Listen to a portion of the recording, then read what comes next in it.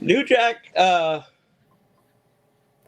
New Jack was like a brother to me. When I first he knew I was training at the House of Hardcore, and I used to work in the mall here, not too far from here, and he used to live in the area, and he used to come in the mall all the time, and he would stop by my job every time he was there to see me and would talk. And over the years, we built a bond. Whenever he would be in town, he would call me if he needed a ride, if he needed to go somewhere, whatever, whatever.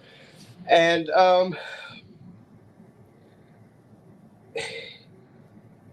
Jack is Jack. Uh, I have nothing bad to say about him, but and I tell everybody he's not as bad as everybody perceives him to be. But once you get on his bad side, yeah, you might as well watch out because it's like you got crosshairs on you right now at this point. And when he tells you to leave him alone, walk away. That's all I got to say. And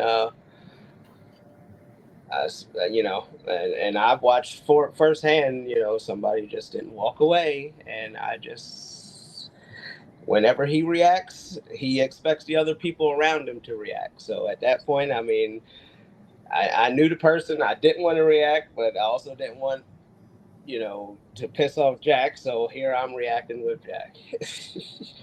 So, uh, yeah, to this day, I almost shed a little tear a minute because, like I said, I miss him. I really do.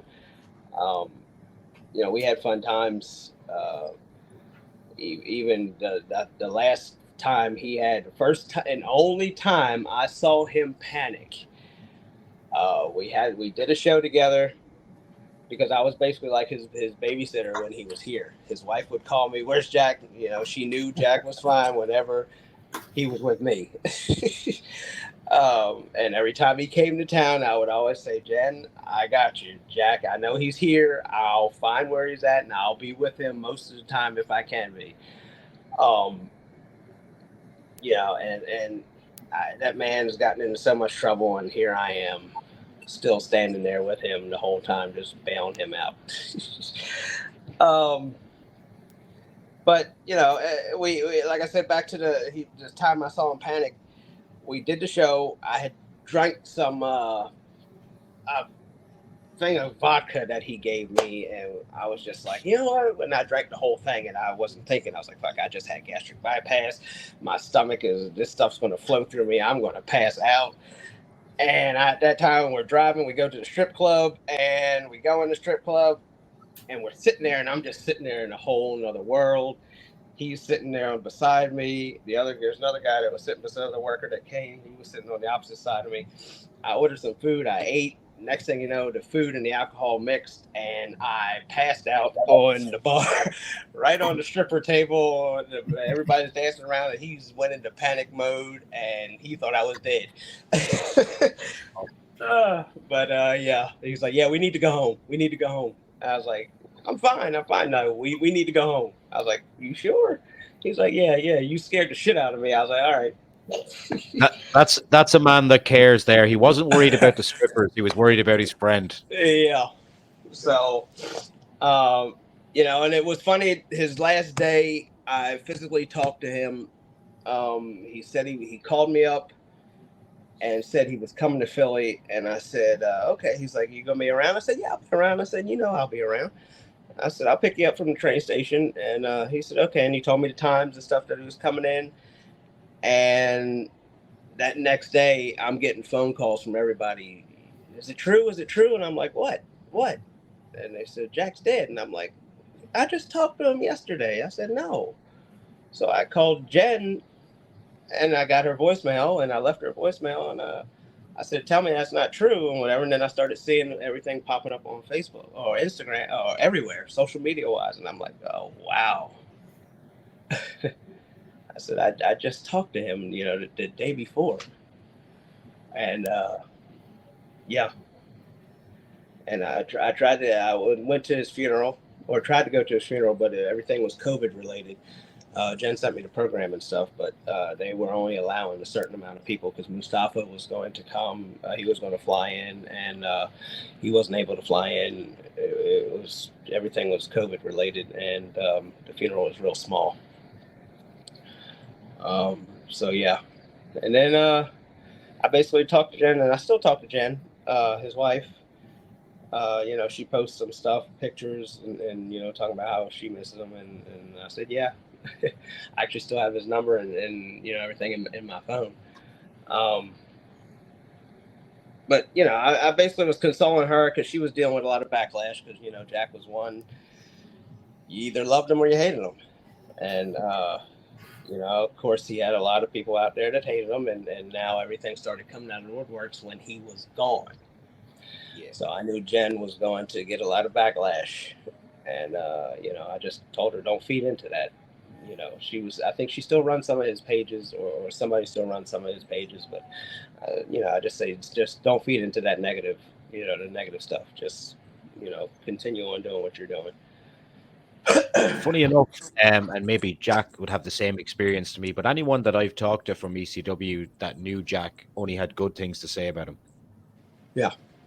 I said I only time we had a little falling out is something I disagreed with him on, and we stopped talking for a little bit because he got mad, and I let him have his space, and eventually we wound up rekindling back again, and I was there for his first retirement.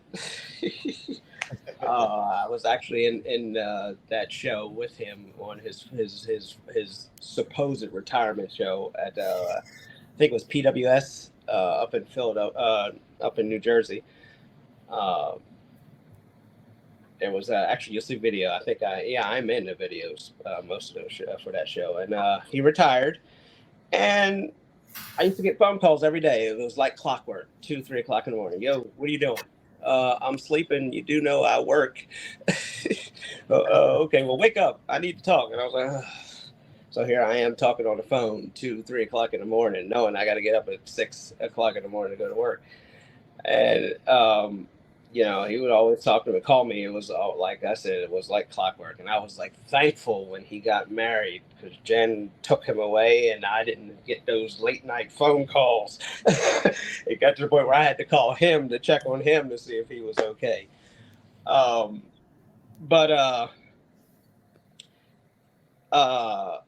He would call me during his retirement. He says, I can't. He's like, what can I do? He's like, can you get me a job? And I said, I don't think there's anything really you could do. Maybe security. I said, I think you would fit in. I said, I can get you in doing some security. I said, because that's the only thing I can see you really doing. He said, yeah, okay. He's like, I'll do that. He's like, see what you can do. And I was like, all right. So I called around. Then he calls me back like the next day and says, you know what? I don't think I want to do that. I was like, all right. I was like, okay. So what do you want to do? He says, what do you think about me coming out of retirement? And I'm like, what did the doctor say? What about your health? I said, you got the health issues and stuff going on. I said, well, what did they say? And he's like, well, I think I can do it. And, I was like, well, if you think you can, if you want to do it, do it. That's what you feel you want to do. And, obviously he came back out of retirement. And, it was almost like watching, from the times when we teamed up together, he was moving fluent, and then it was like a couple times we started working together again, and he started moving slower. He started working a lot slower. So I noticed, some things started to change. And it was kind of like, I almost want to say, Jack, just hang it up.